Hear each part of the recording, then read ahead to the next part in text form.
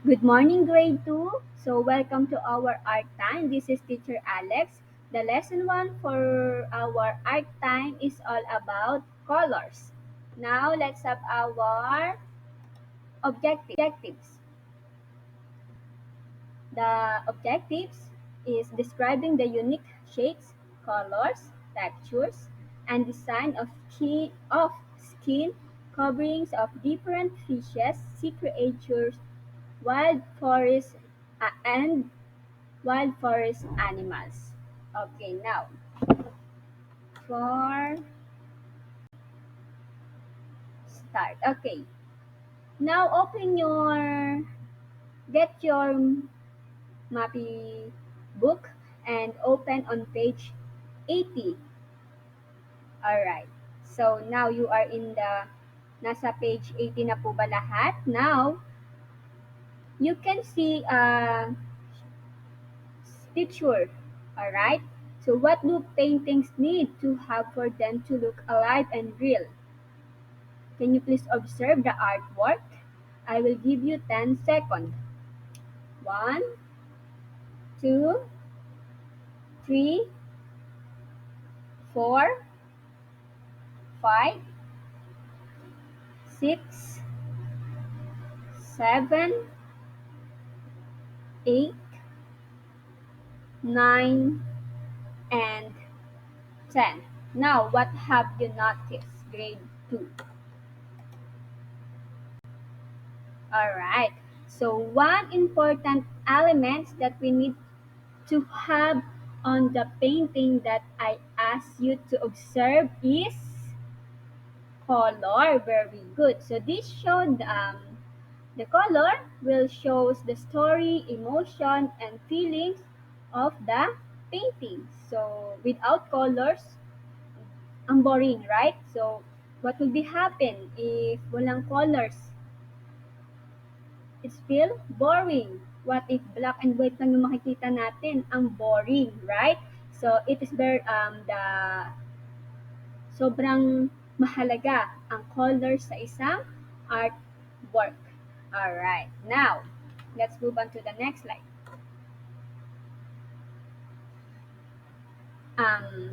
When we create a painting, one very important element is color. Color helps us tell a story and show emotion or feelings in our artwork.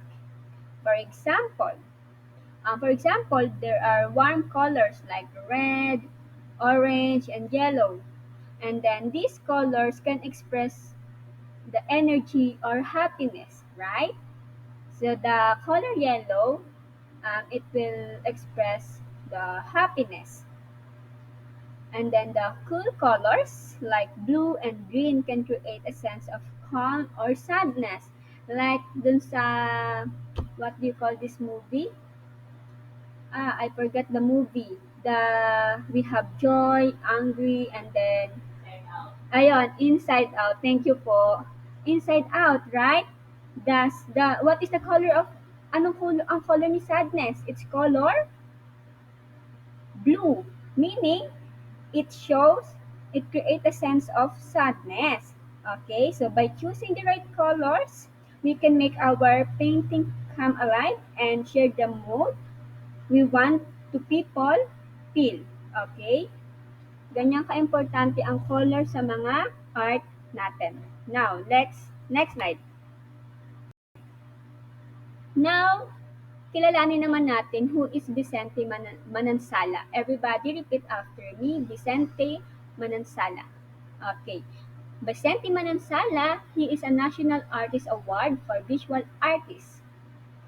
He is known as a cubist painter and illustrator. Okay, si Vicente Manansala, he was a national artist for visual arts in the Philippines. So when we say visual arts, they are the person who creates art that we can see with our eyes. And then this includes many forms of art such as painting, drawing, sculpture, photography, printmaking, and digital art. When we say digital arts, ito na yung gumagamit na tayo ng mga computers, and then piniprint. So, ayun yung digital arts. And then, si Vicente Manansala, he became famous as a cubist painter and illustrator, meaning he used geometric shape like cubes and angles to create his artworks. So, Manansala's painting often show everyday Filipino life but in a unique and modern style. His work reminds us that art can combine tradition themes with new ideas to tell powerful stories. So these are some examples of the artwork of Vicente Manansala. So this is the first one. So marami pa pero ito lang yung nasa inyong books. And then this is the second one. All right. Now again he is Now let's move on to the two groups of colors. They are primary colors and secondary colors. First, alright, now let us learn about what is primary colors. Primary colors is the first group of colors that consists of red, blue, and yellow. These are the sources of all the colors. So the first group is the primary colors, and these are the red, blue, and yellow. Primary colors are very important because they are the sources of all other colors. And by mixing them together in different ways, we can create secondary colors like green, orange, and purple. So, ito naman yung tinatawag nating secondary colors. So, later, I will discuss what is secondary colors. So remember, the red, blue, and yellow are the building blocks of every colors you see around you. Now let's move on to the next slide, which is the secondary colors. What is secondary colors? If we combine two primary colors, the next group of colors is created. And this is what we call secondary colors. Everybody repeat after me. Secondary colors. Okay, so this group consists of orange, green, and violet. Again, when we mix two primary colors together, we create a new group of colors that we call secondary colors. The secondary colors are orange, green, and violet. So orange, made by mixing red and yellow. When you mix the color red and the yellow color, the result is color orange. And then when you mix the blue and yellow, what color? Very good, green. And then the third one is by mixing the red and blue, what color? Very good, violet or purple. Okay, so these three colors, which is orange, green, and violet, are the next step in the color wheel. When we say color wheel, showing how new colors came from the primary colors. When we place the primary colors and the secondary colors together in a circle to show how they are related, we create a color wheel. So for our next meeting, gagawa tayo ng color wheel. Okay? So don't worry, gagawa tayo ng color wheel.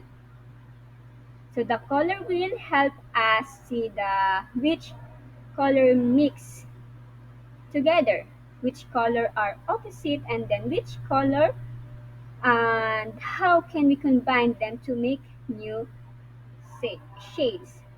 Okay, now the artists use the color wheel as a guide to choose harmonious color combination and to understand the relationship between colors. So some of the artists use the color wheels to have para sa kanilang guide.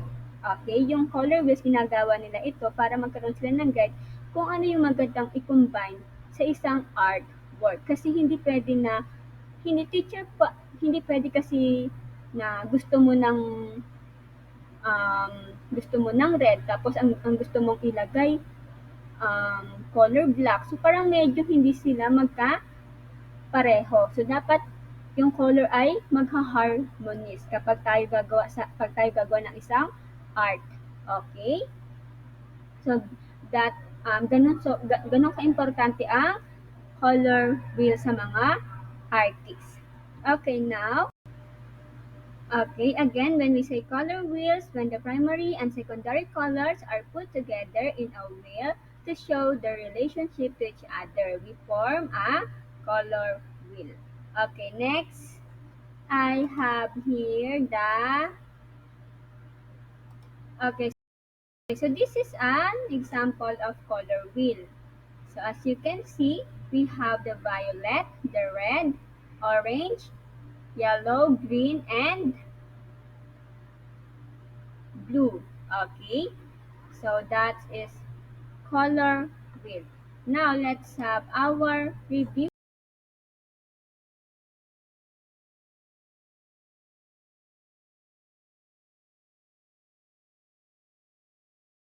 Our review.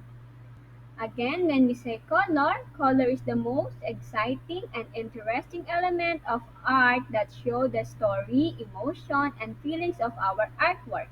Second, we have primary and secondary colors. When we say primary and secondary colors, they are combined to form a color wheel. When we say primary colors, they are the sources of all colors. And then the secondary colors, they are the combination of the two primary colors. And then when we say color harmony, it deals with the combinations of colors formed in a pleasant and good feeling to the eyes. Okay, so that is our discussion for today. So for our next meeting, gagawin gagawin po natin ito during our art time. Okay? So that will be the end of our discussion in art time about colors. So thank you grade 2 for listening for this discussion. So I hope you learned something in the art time. So thank you. So bye for now grade 2 and see you on next meeting.